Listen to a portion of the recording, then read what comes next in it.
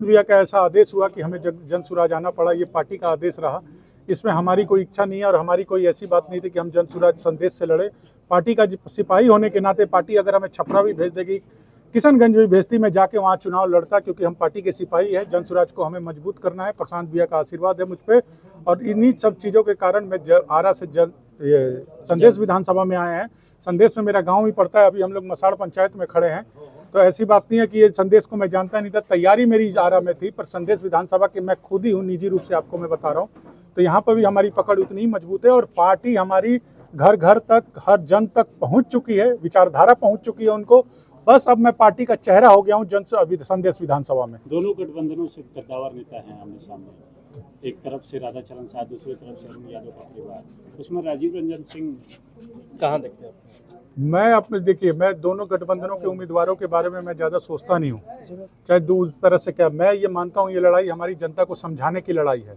ये ऐसा नहीं है कि वो भी जिन परिवारों का और जिन लोगों का आपने नाम लिया, उनको जनता ने आशीर्वाद दिया तो चुन के गए। जनता अगर मेरे को समझ पाई, मेरी पार्टी के मेरे विचारों को समझ पाएगी, मेरे बातों को समझेगी, तो मुझे अगर आशीर्वाद देती है, मुझे अपना नेतृत्व करने का मौका देगी, तो हम लोग धरातल से लेके पटना तक संदेश विधानसभा को एक विकासशील पथ पर लेके जाएंगे। इसका मैं आपको भरोसा दिलाता हूं।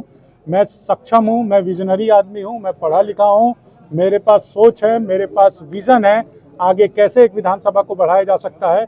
उन्हीं सब चीज़ों को देख के मुझे यहाँ पर मौका मिला है। अगर मौका जनता इस बात को समझेगी, लड़ाई जनता की होती है, लड़ाई प्रत्याशियों के बीच में नहीं होती है। यहाँ पे अब जनता को तय करना है। हमारे वोट काउंट होंगे तो जनता जिसके तरफ अपना मत देगी, जिसको ज़्यादा देगी, वो चुन के जाएगा, उनका नेतृत्व करेगा। ये हम लोग अब जनता के बीच में जाएंगे, अपनी बातों को रखेंगे, अपनी कार्य को रखेंगे, अपने विजन को रखेंगे। अगर जनता हमसे बातों से सहमत होती है, हमको मौका देती है, तो हम जाएंगे। हमें दूसरे पार्टी के कैंडिडेट यहाँ भी हैं, 243 जगह और लड़ेंगे। उनसे कोई व्यक्तिगत किसी की कोई लड़ाई नहीं है। ये लड़ाई राजनीतिक है, नेतृत्वकर्ता की लड़ाई है। कौन आपका नेतृत्व करेगा? और ये लोकतांत्रिक व्यवस्था में सारी शक्ति, सारा पावर जनता के हाथ में दे रखा है। जनता को मैं आग्रह करूंगा कि हम लोगों को एक बार मौका दे। हम संदेश विधानसभा आपको बदल के, सुधार के आपको देंगे। संदेश में सबसे ज्यादा किस चीज का अभाव है? शिक्षा, स्वास्थ्य, सड़क या कुछ और? सड़क का भी अभाव है, शिक्षा का भी अभाव है। ये हम जगजाहिर है। आप यहाँ से निकलेंगे, हम लोग संदेश विधानसभा में ही खड़े हैं, आप देख लीजिएगा। सड़क ऐसी चीज है कि आप घर से निकलते ही आपको दिखता है। शिक्षा के लिए आपको घूमना पड़ेगा, जानना पड़ेगा, लोगों के बीच में जानना पड़ेगा। पर सभी आप लोग भी यहाँ के लोकल हैं, मैं भी यहाँ के लोकल, हम जगजाहिर हैं कि संदेश विधानसभा में आने वाले गाँव में शिक्षा का स्तर क्या है, आप घूम के देख लीजिए। सड़कों का स्तर क्या है, स्वास्थ्य केंद्रों का स्तर क्या है, ये सारी बातें जगजाहिर हैं, सभी को मालूम है। उन्हीं में बदलाव करने के लिए मूलभूत चीजें जो आप विकास के तौर पर बिहार में देखा जाता है, मूलभूत चीजों को पूरा करने के लिए हम आ रहे हैं। हमारे को पार्टी से भी आदेश है और हमारा भी यही लक्ष्य है कि यहाँ पर जो मूलभूत चीजें जो नहीं है, गांव में जाइए, वहाँ पर शिक्षा की व्यवस्था नहीं है, स्वास्थ्य की व्यवस्था नहीं है, वहाँ से निकलने के लिए सड़क की व्यवस्था नहीं है। मूलभूत चीज़ है। आप कोई काम, कोई व्यापार, कोई भी सिटी कुछ भी नहीं कर सकते अगर ये तीन चीज़ आप नहीं करते हैं।